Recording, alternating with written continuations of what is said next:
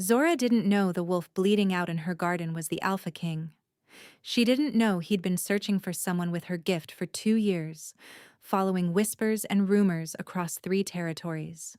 She didn't know that the assassins who'd left him for dead were already celebrating their victory, certain they'd severed the last threat to their master's plan. And she definitely didn't know that saving his life would unravel the quiet, invisible existence she'd built from the ashes of her rejection. All Zora knew, as the rain hammered against her cottage roof that night, was that something was dying in her garden. She felt it the way she always felt things, a pull behind her ribs, an ache that wasn't hers but demanded her attention. Most people ignored such feelings. Zora had learned long ago that she couldn't. She grabbed her lantern and pushed out into the storm. The wind tore at her cloak as she crossed the muddy yard, rain plastering her dark hair to her face. Her cottage sat at the edge of Thornwick, far enough from the village that she could pretend she wasn't an outcast, close enough that she could still trade her herbs and tinctures for bread and salt. It was a half-life, but it was hers.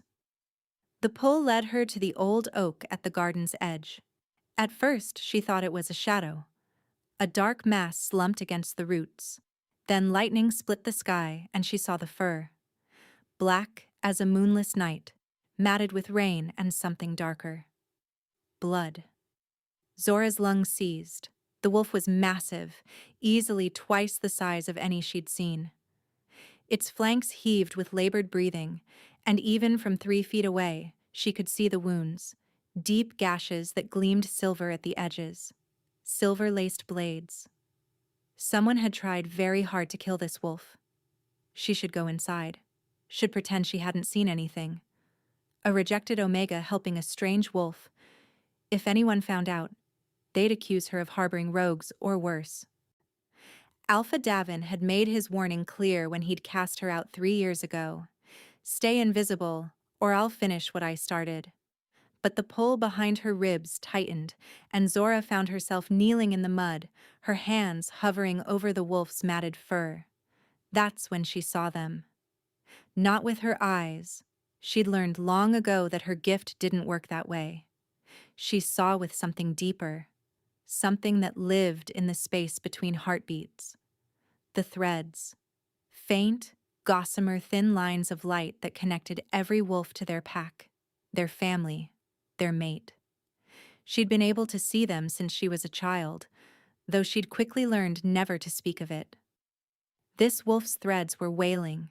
She could see them, dozens of connections stretching out into the darkness, toward people who loved him, who were searching for him. But they were fraying, being severed by whatever dark magic coated those silver wounds. As she watched, another thread snapped, dissolving into nothing. He was being cut off from everyone who mattered to him. He was being unmade. No, Zora breathed. She didn't make a conscious decision, her hands pressed against his fur, and she reached. Not physically, but with that part of her she'd spent her whole life hiding. She found the severed threads and held them, pouring her own energy into the fraying connections like a woman trying to stop a dam from breaking with her bare hands. The wolf's eyes flew open. They were gold, bright as summer wheat, and filled with a pain that went beyond the physical. For one endless moment he stared at her, and Zora felt something shift. A new thread shimmered into existence between them. Faint, barely visible, but there. Then the wolf's eyes rolled back, and Zora's vision went dark. She woke on her cottage floor. Gray morning light filtered through the windows. The storm had passed, leaving behind the clean smell of rain-washed earth. Zora's entire body ached, the deep bone weariness that came from using her gift too much. She pushed herself up slowly, groaning, and froze. A man sat in her chair by the cold hearth. He was watching her with eyes the color of burnished gold, familiar in a way that made her stomach drop. His hair was black and damp, falling past his collar.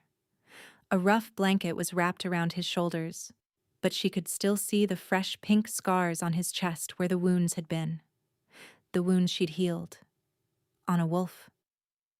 "You're awake," he said, and his voice was low, rough-edged, the kind that made her think of distant thunder and things that prowled through ancient forests. Zora scrambled backward until her shoulders hit the wall. "Who are you? How did you get in my house?" "The same way I got into your garden." He didn't move, but she could feel the coiled power in him, the predator's stillness. "You saved my life. I need to know how."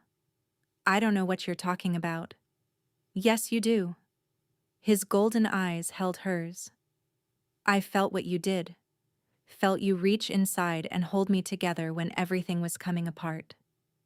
He leaned forward slightly and the blanket slipped, revealing the hard planes of his chest, the scars that mapped a warrior's life. "No healer has ever been able to do what you did. No one has been able to see the threads, let alone mend them." Zora's blood ran cold. "How do you know about—" "Because I've been looking for someone like you for 2 years." He stood, and she realized just how tall he was, how much space he commanded even in her small cottage. "My name is Kale, and you're Zora, the Omega Thornwick cast out for being unnatural." "How do you know my name?" "I know many things." He moved toward her slowly, giving her time to bolt if she chose. She didn't. Couldn't. Her legs wouldn't obey. "I know Davin rejected you because your gift frightened him. I know you've survived alone for 3 years, healing wounded animals and pretending you're ordinary. I know you've been hiding what you can do because the last person who discovered your secret tried to have you killed." Zora's heart slammed against her ribs. No one knew about that. No one could know. "Who are you?" she whispered. "I told you. My name is Kale." He stopped 3 feet away, close enough that she could see the flecks of amber in his irises, the exhaustion carved into the lines around his eyes. "But most people call me the Alpha King." The world tilted beneath Zora's feet. The Alpha King. She'd heard stories, of course. Everyone had. The young ruler who'd united the northern territories through equal measures of diplomacy and ruthlessness. Who'd lost his parents to assassins and then his sister to raiders 2 years later? Who'd spent the time since hunting for answers with a ferocity that had become legend? They said he could smell lies like other wolves smelled fear. They said he'd torn out the throat of the man who'd killed his father with his bare hands. They said his eyes burned like molten gold when he was angry. Looking at him now, Zora believed every word. "You're him," she breathed. "You're really him." "Does that change things?" "It changes everything." She pressed harder against the wall, as if she could phase through it. "Why are you here? What do you want with me?" Kale studied her for a long moment, something unreadable moving behind his eyes. Then he reached into the pocket of his borrowed trousers. Her father's old clothes, she realized with a jolt, and withdrew a small object wrapped in dark cloth. "I need your help finding someone," he said quietly. "Someone who was taken from me 2 years ago." He unwrapped the cloth, revealing a delicate silver chain with a small pendant, a wolf howling at a crescent moon. Even from across the room, Zora could feel the object's energy pulsing like a heartbeat. "This belonged to my sister," Kale continued. "Mira. She was 14 when they took her. 14 years old, dragged from her bed in the middle of the night while I was 3 territories away playing politics." His jaw tightened. "I've spent every moment since trying to find her. Every resource, every favor, and every threat I could muster. Nothing has worked. And you think I can help?" "I know you can." His eyes locked onto hers. "Your gift, the ability to see threads, to read the connections between people and objects. It's exactly what I need." This necklace was around Mira's neck when they took her. The chain broke during the struggle. If you can read it, see what she saw, feel what she felt, you think I can track her. Zora's voice came out hollow. "I think you're my last hope." The words hung between them, heavy with desperation. Zora looked at the necklace, felt its pull against her senses. The threads connected to it were old, faded, but still present, still readable. She could do this. She could help him. But at what cost? "If I use my gift for you," she said slowly, "people will find out what I can do. Word will spread. And then, no one will touch you." Kale's voice hardened to steel. "You'll have my protection. My pack's protection. Anyone who threatens you answers to me." Pretty words. I've heard pretty words before. I'm sure you have. He didn't flinch from her bitterness. But I'm not offering words. I'm offering a blood oath. Zora stilled. Blood oaths were sacred among wolves. Unbreakable bonds that carried the weight of magic itself. No one offered them lightly. "You'd bind yourself to protect me?" "Yes." "Why?" "You don't know me. I could be lying about what I can do. I could be useless." "You're not." He said it with absolute certainty. "I felt what you did last night. Felt you hold my threads together when they were unraveling. That kind of power doesn't lie." He took a step closer and Zora's pulse jumped. "7 days," he said. "Give me 7 days. Come to Ironhold, read the objects I've gathered. Help me find Mira's trail. In exchange, I'll give you enough gold to disappear forever. New name, new territory, a life where no one knows what you can do. And if I refuse? Then I'll leave." His expression didn't change, but she sensed something shift beneath it. Disappointment? Maybe. Or resignation. "I won't force you, Zora. I've done many things in my life, but I won't become someone who traps people into servitude. You have a choice." A choice. When was the last time anyone had given her that? Zora looked at the necklace again. Thought about the girl who'd worn it. 14 years old, torn from everything she knew, held captive by people who saw her only as leverage. Thought about her own mother, who'd had a weaker version of this gift, who'd died protecting Zora from those who feared what they didn't understand. Thought about the thread that had appeared last night, shimmering between her and this dangerous, desperate king. 7 days, she said finally, and then I'm free to go. You have my word. I want the blood oath, now. Something flickered in Kale's eyes. Surprise, perhaps, or respect. He pulled a knife from his belt, a beautiful thing with a bone handle and a blade etched with symbols she didn't recognize. Without hesitation, he drew it across his palm. Blood welled up, dark in the morning light. He offered his hand. Zora took the knife with trembling fingers and made her own shallow cut. The pain was sharp, clarifying. When she pressed her palm to his, she felt it. A shock of recognition that went bone deep, like her soul had been waiting for this contact her entire life.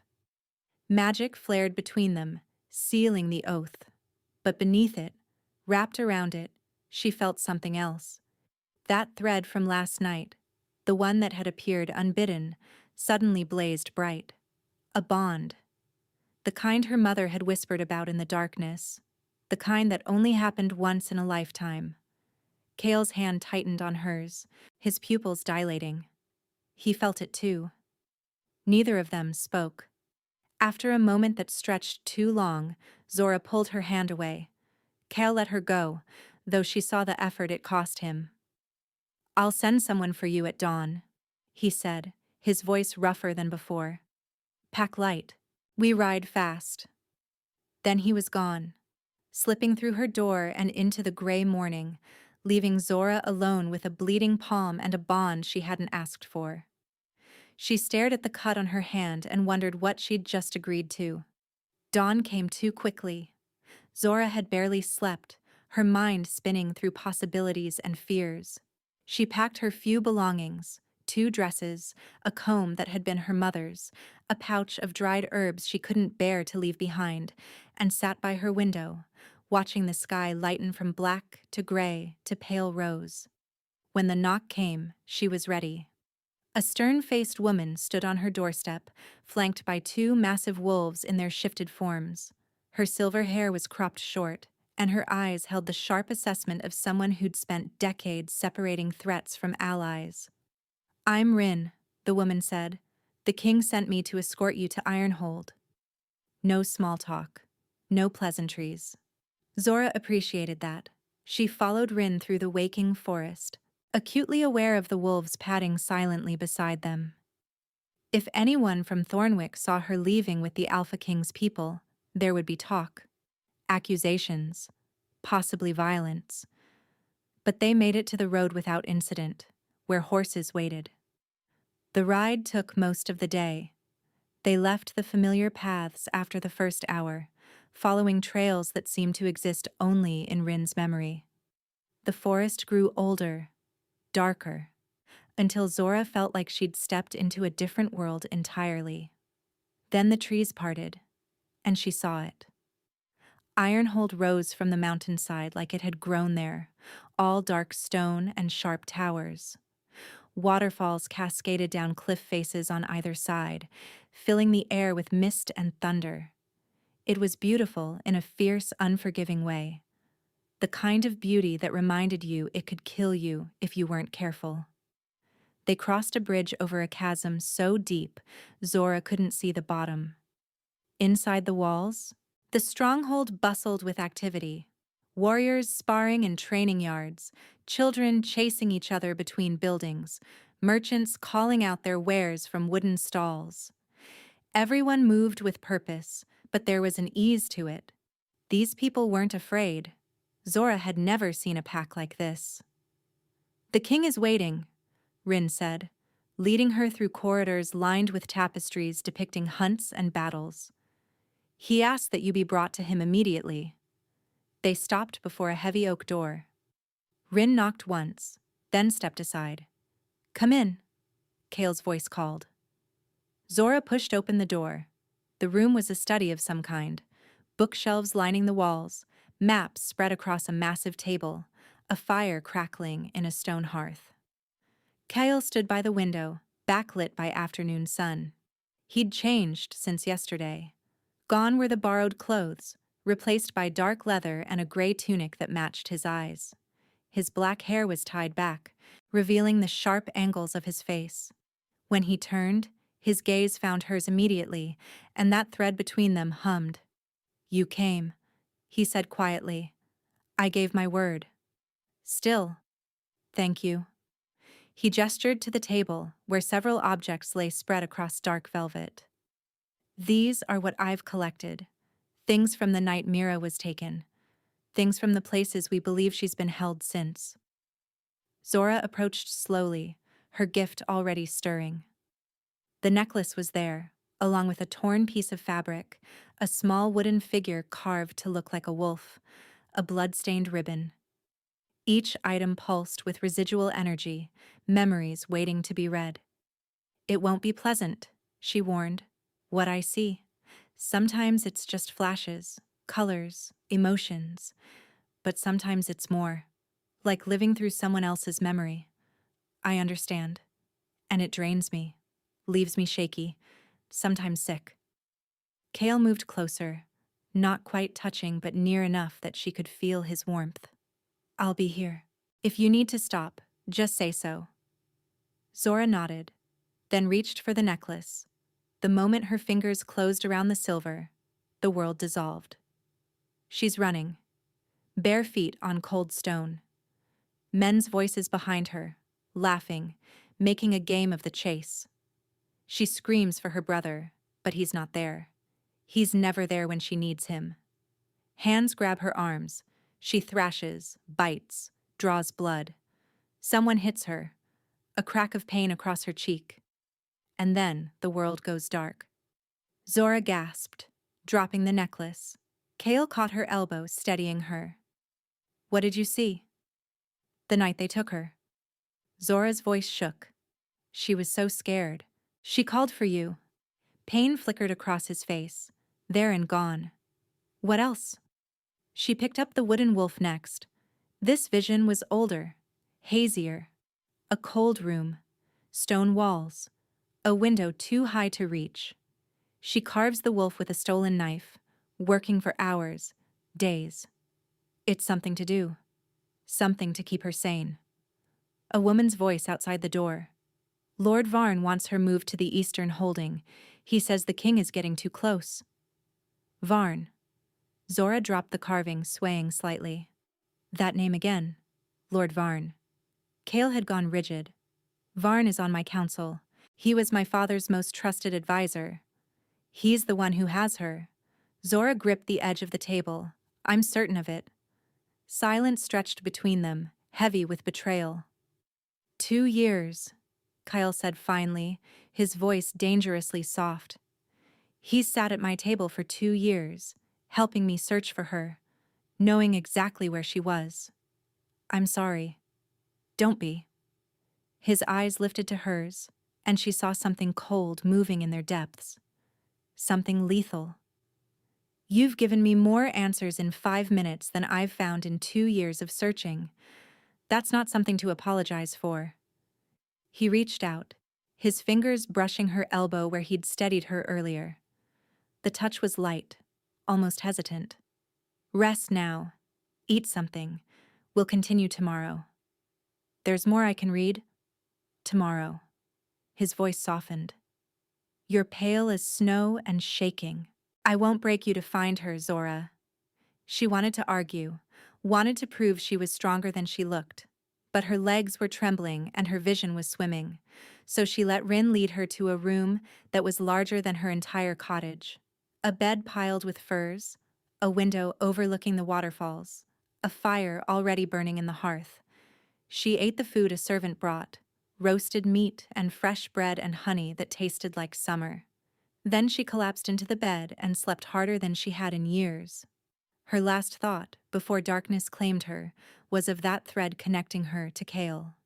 It was brighter now, stronger, and she had no idea what to do about it. The next 5 days fell into a rhythm that Zora hadn't expected. Mornings belonged to the threads. Cale had gathered objects from the night Mira was taken, a torn piece of her dress, a leather bracelet she'd worn since childhood, a letter she'd been writing when the attack began. Each item pulsed with residual energy, memories and emotions imprinted like fingerprints on glass. Zora worked through them slowly, carefully, letting the visions come without fighting them. The bracelet showed her Mira laughing with her brother just hours before the raid. The torn dress revealed chaos, fire, screaming, hands dragging her through a shattered window. The letter was the hardest.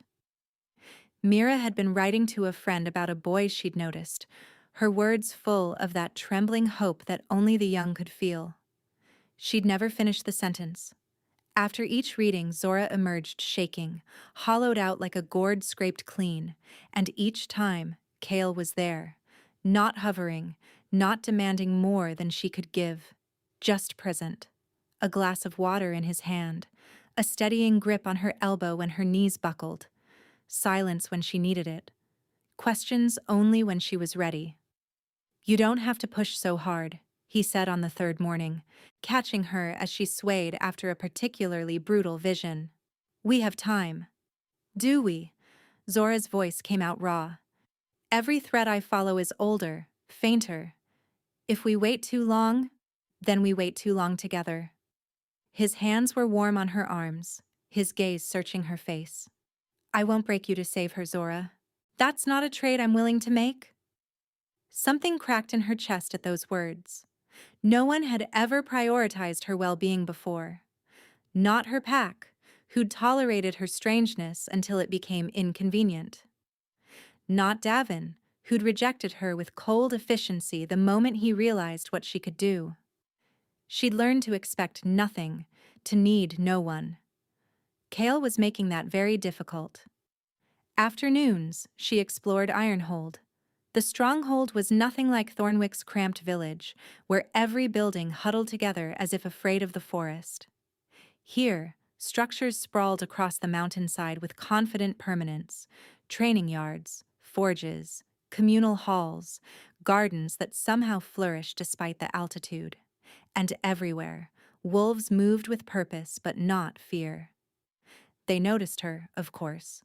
the stranger in their midst, the rejected Omega their king had brought home. But instead of whispers and cold shoulders, Zora found curious smiles, respectful nods, children who ran up to ask if she could really see the invisible strings that connected everyone. "They're threads," she corrected a young boy named Pip, who'd taken to following her around. "And I'm not supposed to talk about it." "Why not?" Pip's face scrunched with confusion. "My mum says your gift is why the king finally smiled again. Says you're going to bring Mira home." Zora didn't know how to respond to that. Evenings were the most dangerous, because evenings meant dinner with Kyle. Just the two of them in his private study, eating simple food while firelight danced across the walls. He asked about her life before, her childhood, her mother who'd had a weaker version of the same gift, her father who'd died protecting them both from a rogue attack when she was 12. In return, he told her about Mira, how she'd been born early, small, and fierce, determined to prove she was just as strong as any warrior despite her delicate frame. How she'd once tried to fight a bear to impress a boy, and ended up getting rescued by said bear, who turned out to be a shifting elder playing a prank. How she'd written him letters every week when he traveled, letters he'd saved in a chest beside his bed. "You love her," Zora said quietly on the fourth evening. "She's my sister, my only family." Kale stared into the flames. "When our parents died, I was 19, suddenly responsible for an entire pack, a grieving 12-year-old, and a territory surrounded by enemies. I made mistakes, focused so much on being strong that I forgot to be present." His jaw tightened. "The night she was taken, I was 3 territories away, negotiating a treaty that could have waited. I didn't even feel the attack through our bond. By the time I knew something was wrong..." "Stop." Zora reached across the table, her fingers brushing his wrist. The contact sent that familiar spark racing up her arm, but she didn't pull back. "You didn't fail her. Someone betrayed you. Someone inside your own circle." Kale's eyes lifted to hers. "You saw that? In the threads. The attack was too precise, too perfectly timed. They knew exactly where your guards would be, exactly when Mira would be alone." She hesitated, then pressed forward. "I saw a face. Older man, silver at his temples, a scar through his left eyebrow." The color drained from Kale's face. "Varn," he breathed. "My father's oldest advisor. He's been on my council since before I was born. He's the one who orchestrated it. I'm certain." Before we continue, please take 2 seconds to like this video and subscribe if you haven't already. Kale stood abruptly, pacing to the window. His hands clenched at his sides, and Zora could see the war raging inside him, fury and grief and the terrible weight of betrayal. "He held me when I was a child," Kyle said, his voice rough. "Counseled me through every decision since I took the throne. And all this time, you couldn't have known." "I should have." He turned back to her, and the vulnerability in his expression made her chest ache. "What else did you see?" Zora rose, crossing to stand before him. "Mira is alive. They've moved her several times, but she's alive, and she's waiting for you." "Where?" "A place called Ravenscar, a fortress in the eastern mountains." She paused. "They're holding her as leverage, Kale. Varn doesn't want a ransom. He wants the throne." Kale's voice was ice. "He wants to control Ironhold through Mira, force her into a mating with his son, then eliminate me." "Yes." The silence stretched between them, heavy with implication. Then Kale's hand lifted, his fingers hovering near her cheek without quite touching. "You've given me more in 5 days than 2 years of searching ever did," he said quietly. "How do I repay that?" "You don't owe me anything. Our agreement has nothing to do with this." His eyes burned into hers. "This is about you, what you've risked, what you've endured." His fingers finally made contact, feather light against her jaw. "You're extraordinary, Zora." Her heart stuttered. I'm an outcast with a strange gift. We don't exactly. Don't. His thumb traced her cheekbone. Don't tell me what we don't do. Not when I feel this. Not when you feel it too. She should step back. Should remind him of the bond that shouldn't exist. The 7 days that were almost over. The 100 reasons this was a terrible idea. Instead, she leaned into his touch and let herself wonder what it would feel like to belong. On the 6th night, Zora found Kale on the eastern watchtower, staring toward the mountains where his sister waited. The wind was sharp this high up, carrying the bite of approaching winter. She wrapped her cloak tighter and joined him at the stone railing, close enough to feel his warmth but not quite touching. Couldn't sleep? She asked. Too many thoughts. He didn't look at her, but she sensed his awareness shift, that predator's attention focusing on her despite his apparent stillness. We ride tomorrow. The scouts confirm Varn is at Ravenscar with a small force. If we move fast, you'll have her back before he realizes you're coming. That's the plan. His hands gripped the stone, but plans have a way of falling apart.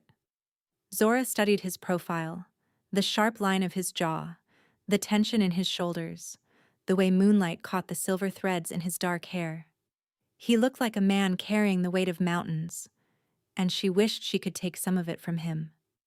You're afraid, she said softly. He finally looked at her, and the rawness in his eyes stole her breath. Terrified, he admitted, not of the fight, not of Varn or his men. He turned to face her fully. I'm afraid of what happens after. After? After I have Mira back. After the 7 days end. After you're free to leave, and I have to watch you walk away. Zora's heart clenched. Kale. I know what I promised. His voice was rough, almost pained. Freedom. Choice. No obligations beyond our agreement. And I meant it. Every word. He stepped closer, and she could feel the heat radiating from him, could see the war raging behind his eyes. But I need you to know something before tomorrow, before everything gets complicated. What? This bond between us, the thread that appeared when you saved me. I didn't choose it. Neither did you. His hand lifted, hovering near her face the way it had the night before, wanting but not demanding. But what I feel for you goes beyond any magic, beyond fate or destiny or whatever force connected us. What do you feel? The question came out barely above a whisper. Kale's eyes searched hers. I feel like I've been holding my breath for years, and you're my first gasp of air. Like every broken piece of me recognized every broken piece of you, and for the first time, the cracks don't feel like weaknesses. His voice dropped lower. I feel like I could love you, Zora. Not because of what you can do or what some bond dictates, because of who you are. The world went still. Zora had spent 3 years telling herself she didn't need anyone. That rejection had carved out the part of her that could hope, could want, could believe she deserved more than survival. She'd built walls so high she'd forgotten what existed beyond them. But Kale had climbed them anyway, not with force or demands, with patience, with vulnerability, with the kind of steady, stubborn presence that wore away at stone like water. I'm terrified too, she heard herself say, of trusting this, of believing it's real, of letting myself fall and finding out you'll drop me like everyone else. I won't. You can't promise that. No. His hand finally touched her cheek, cupping her face with a tenderness that made her eyes burn. But I can promise to catch you every time I'm able, to choose you every morning and fight for you every night, to be worthy of whatever pieces of yourself you're willing to share. His forehead dropped to hers. I know it's not enough. I know you have every reason to protect yourself. But Zora, she kissed him. The choice was hers, and she made it deliberately, rising on her toes, closing the distance, pressing her lips to his with all the hope and terror and desperate wanting she'd kept locked away for years. Cale went rigid with surprise. Then his arms came around her, pulling her close, and he kissed her back, like she was the only solid thing in a world that had been spinning off its axis. His mouth was warm, urgent, his hands trembling slightly where they pressed against her back. When they finally broke apart, both gasping, Zora pressed her forehead to his chest. "Ask me again," she whispered. "After we bring Mira home, after the 7 days. Ask me to stay." Cale's arms tightened around her. "And if I ask?" She looked up, meeting his eyes. "I might say yes." The hope that blazed across his face was almost too bright to bear.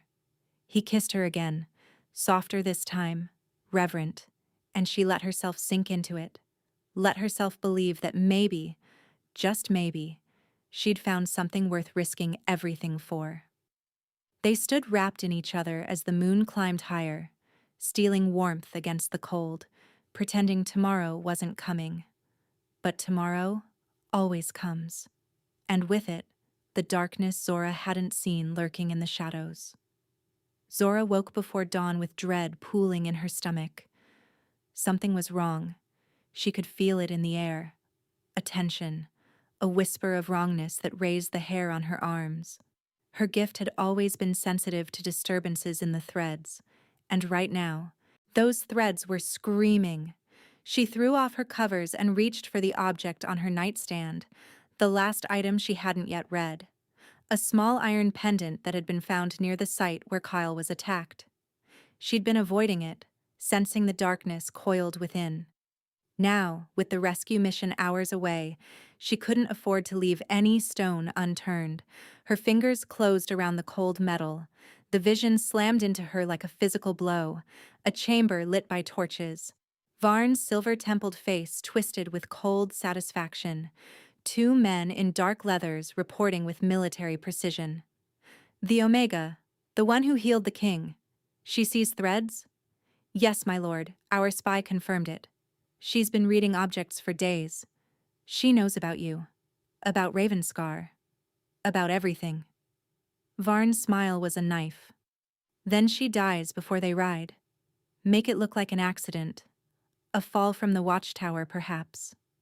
The king will be devastated. Grief-stricken. Exactly the state I need him in when he arrives at Ravenscar. And if he still comes for his sister? Then he walks into my trap broken and blind."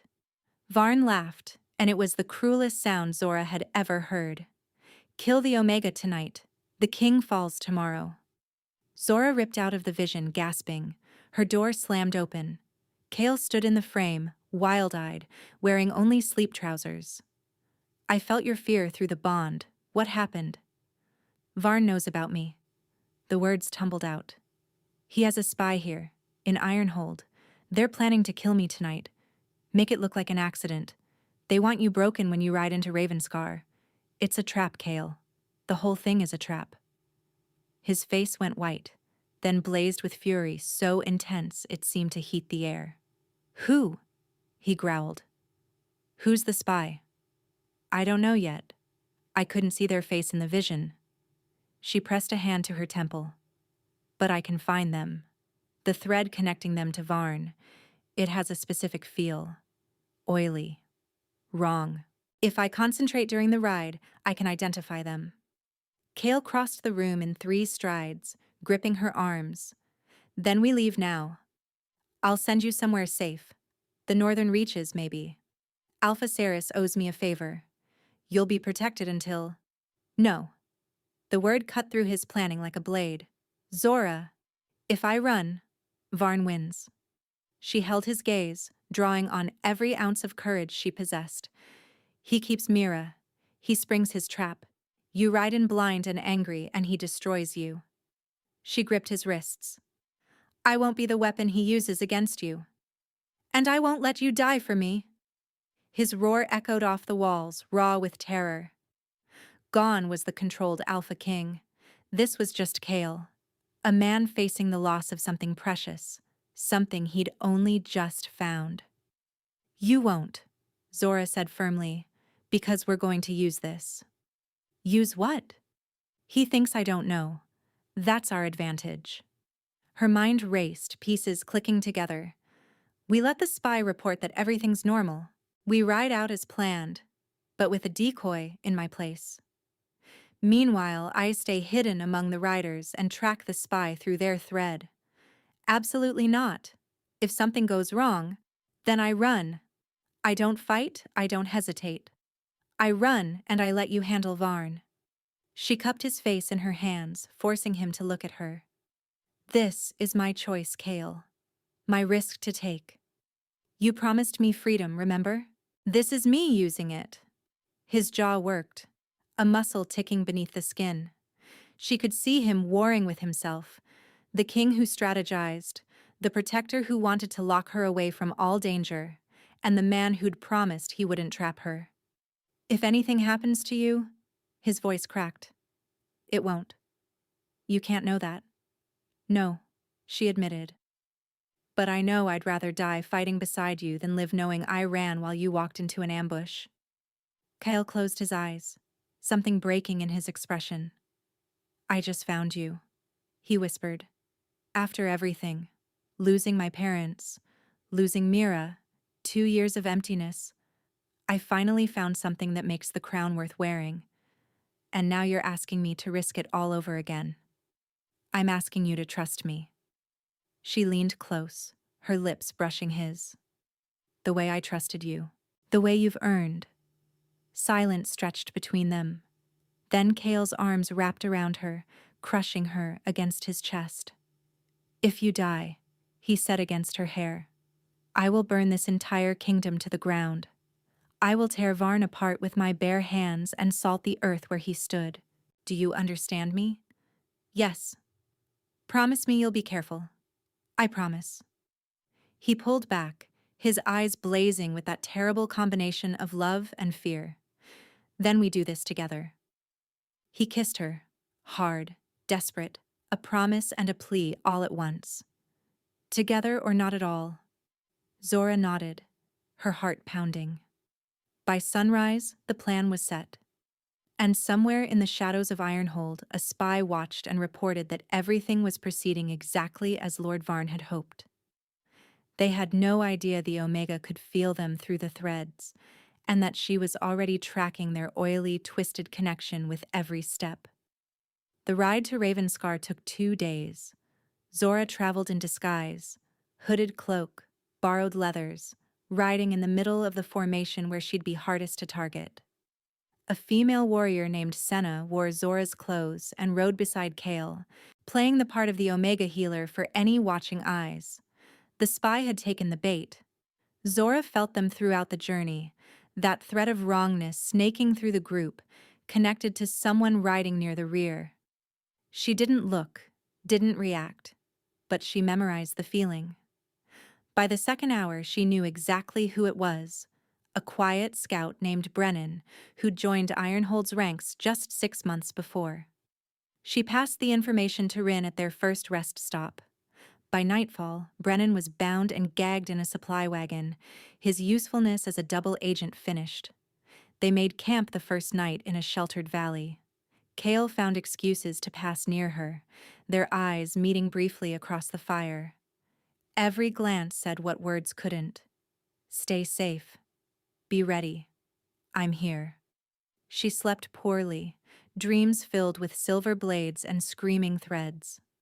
By the second evening, Ravenscar loomed before them. The fortress was carved into the mountainside, all sharp angles and defensive walls. Torches flickered along the battlements, and Zora could see guards patrolling with military precision. 30 men, maybe 40, Rin reported quietly. More than we expected. Kyle studied the fortress with cold calculation.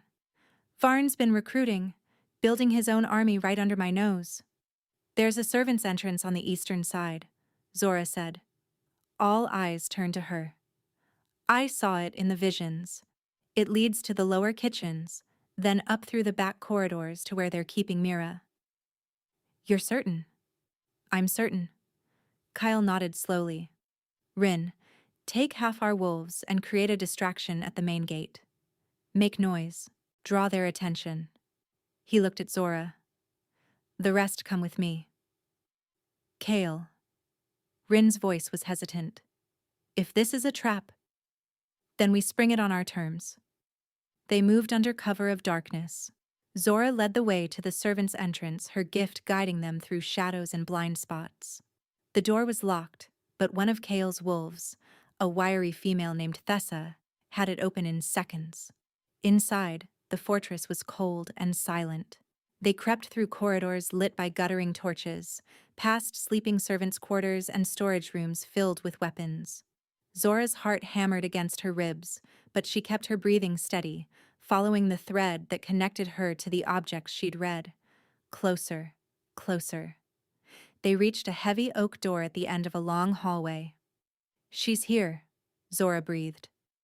Kale moved to open it, and Varn's voice echoed from the darkness behind them. I wondered when you'd arrive, Your Majesty. They spun. Varn stood at the corridor's entrance, flanked by 20 armed wolves. His silver-templed hair gleamed in the torchlight, and his smile was cold and satisfied. Did you really think I wouldn't prepare for this? Varn stepped forward, his warriors spreading out to block any escape. Your little Omega is clever, I'll give her that. But I have more than one spy. We've been waiting. Kyle moved in front of Zora, his body coiled for violence. Where's my sister? Safe, for now. Varn's eyes flicked to Zora. Though I must admit, I'm disappointed. I gave orders to kill you before you left Ironhold. It seems my people were less competent than I hoped. Your spy, Zora said quietly, is currently tied up in a wagon 3 miles from here. We knew about them before we ever left. Varn's smile faltered. You think we rode into your trap blind? Kale's voice was ice. Every step has been calculated, Varn. Every move anticipated. It doesn't matter.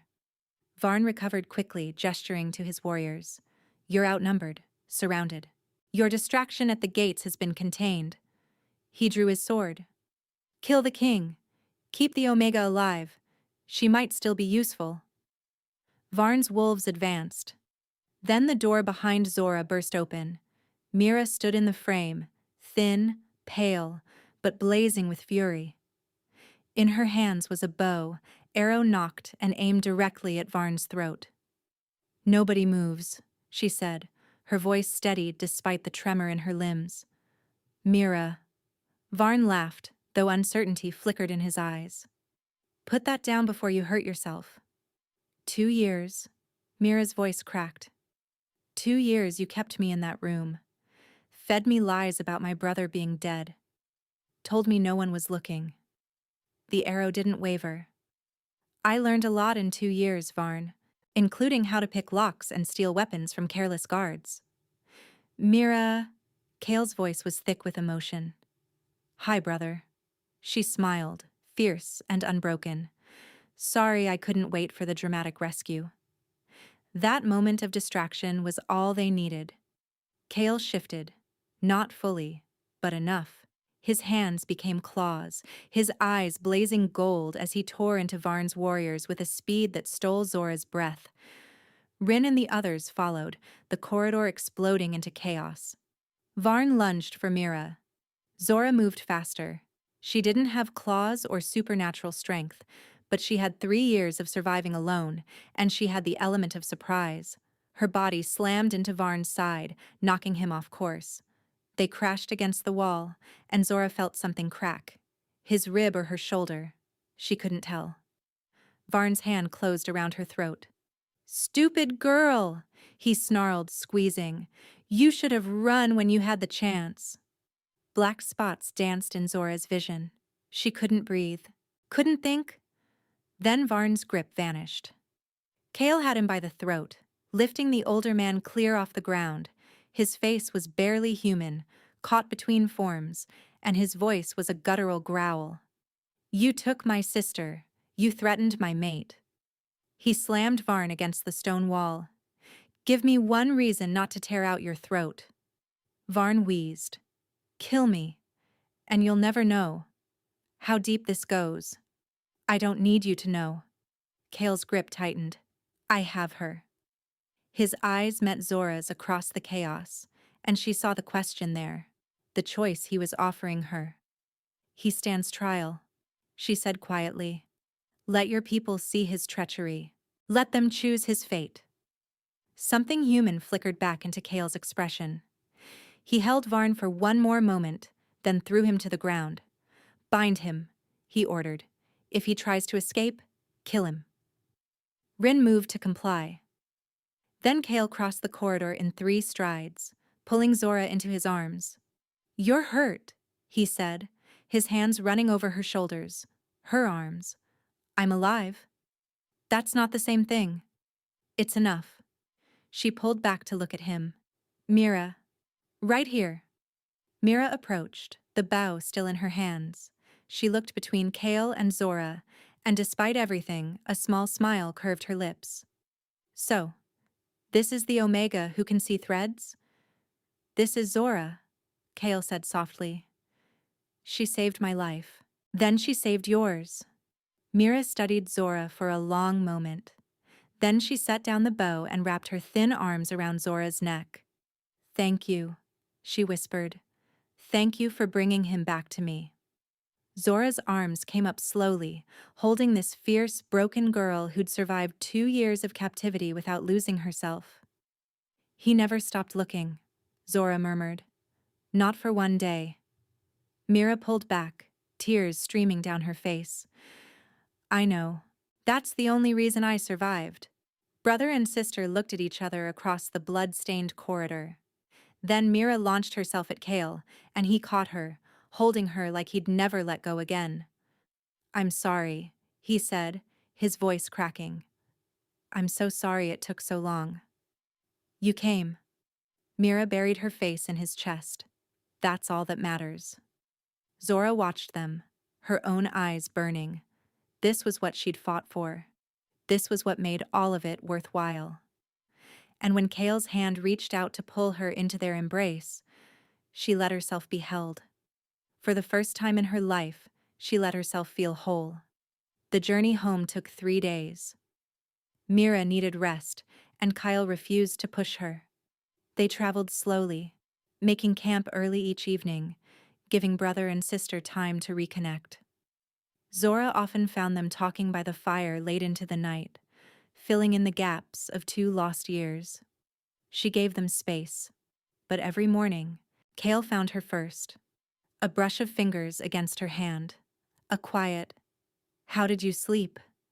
That meant so much more than the words suggested. The thread between them pulsed with warmth, and Zora stopped pretending she didn't feel it. Varn's trial was held the week after they returned. The evidence was overwhelming. Zora's testimony, documents recovered from Ravenscar, witnesses who came forward once they knew Varn couldn't retaliate. The council found him guilty of treason, kidnapping, attempted murder, and conspiracy against the crown. He hanged at dawn. Zora didn't attend. Instead, she sat in the garden where everything had begun, watching the sun rise over Ironhold's peaks. The same garden where a dying wolf had appeared in the rain. The same soil she'd knelt in, reaching out to hold together threads that were unraveling. So much had changed since that night. I thought I'd find you here. Kale settled beside her on the stone bench, close enough that their shoulders touched. The 7 days ended 2 weeks ago, he said quietly. You're free to go. You've been free for a while now. I know. But you're still here. Zora turned to look at him. The morning light caught the gold in his eyes, softened the hard lines of his face. He looked younger somehow, lighter, like the weight he'd been carrying had finally begun to lift. I'm still here, she agreed. Can I ask why? She took a breath, letting the fear and the hope exist together, neither one winning. Because 3 years ago, I was cast out for being different, told I was unnatural, unwanted, that I'd never belong anywhere. Her voice steadied. Then I saved a dying wolf in my garden, and everything changed. I found a purpose. A family. She reached for his hand, threading their fingers together. I found you. Kale's breath hitched. I spent my whole life running from what I am. Zora continued. Hiding. Surviving. Telling myself that was enough. She met his eyes. It's not. Not anymore. I want more. I want this. Zora. I love you. The words came easier than she'd expected. Not because of the bond or the threads or any magic, because you saw me when I was invisible. Because you gave me choices when everyone else gave me chains. Because you're stubborn and protective, and you look at me like I hung the stars. Kale's free hand came up to cup her face, his thumb tracing her cheekbone. I look at you like that because you did hang the stars, he said roughly. My entire world was darkness, and then you appeared. Fierce and frightened and so damn brave it took my breath away. He leaned close, his lips brushing hers. I love you, Zora. I've loved you since you told me I didn't owe you anything for saving my life. Maybe even before that. So what happens now? Now? He pulled back, and she saw the vulnerability beneath the hope. Now I ask. Properly, the way I promised. He dropped to one knee, right there in the garden, morning dew soaking through his trousers. Zora. Rejected Omega. Thread seer. The woman who dragged me back from death and showed me how to live again. His voice was steady, but his hands trembled as he held hers. Will you bond with me? Not because fate demands it. Not because some thread says we belong together, but because we choose each other. Today, tomorrow, every day after. Zora's vision blurred with tears. She thought about the woman she'd been, hiding in a cottage at the edge of Thornwick, convinced she'd never be anything more than an outcast with a dangerous gift. That woman wouldn't recognize her now, wouldn't believe this was possible, but it was. All of it. Yes, she whispered. Then, stronger. Yes. To all of it. To everything. Kale surged to his feet, sweeping her into his arms and spinning her around while she laughed, the sound startling birds from nearby branches. When he set her down, he kissed her. Deep and thorough, full of promise and relief and joy. From somewhere behind them, Mira's voice drifted across the garden. Finally! I've been waiting days for this. They broke apart, laughing. Mira stood on the path, arms crossed, looking thoroughly pleased with herself. You knew? Kyle asked. Everyone knew. Mira rolled her eyes. The entire pack has been taking bets on when you'd actually propose. Who won?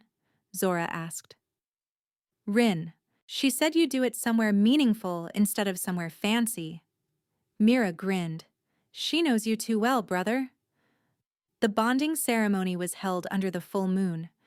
Mira stood beside them as witness, healthier now, the shadows slowly fading from her eyes. The entire pack gathered in the great hall, faces lit by 100 candles.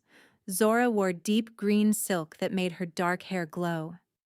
Kale wore formal leathers marked with his family's crest, looking every inch the Alpha King and looking at her like she was the only person in the room. The vows were simple. I choose you, Kale said, his voice carrying to every corner of the hall. Not because fate demands it, but because my heart does. I will protect you, cherish you, and stand beside you in darkness and light. Today, tomorrow, always. I choose you, Zora replied, her voice steady despite the tears streaming down her cheeks. Not because a thread connects us, but because I connect us. Every day I wake, I will choose you again. Through storms and silence, through joy and grief, you are my home. The pack erupted in cheers. Kale kissed her, soft and sweet, and Zora felt the bond between them flare. Not a chain, but a bridge. Connecting them, yes, but leaving room for each to be whole on their own. Later, much later, They lay tangled together in their chambers, moonlight spilling across the furs. "Tell me something," Kyle murmured, his fingers tracing lazy patterns on her shoulder. "Something I don't know." Zora thought for a moment. "That night in the garden, when I found you dying, I almost didn't go outside." She felt his hand still against her skin. "It was raining. I was tired. I told myself it was probably just a wounded deer, and someone else could deal with it in the morning." "What changed your mind?" "The pull." She tilted her head to look at him. "It was stronger than anything I'd felt before, like something was calling me. Like if I ignored it, I'd regret it for the rest of my life." Kale's expression softened. "And now?"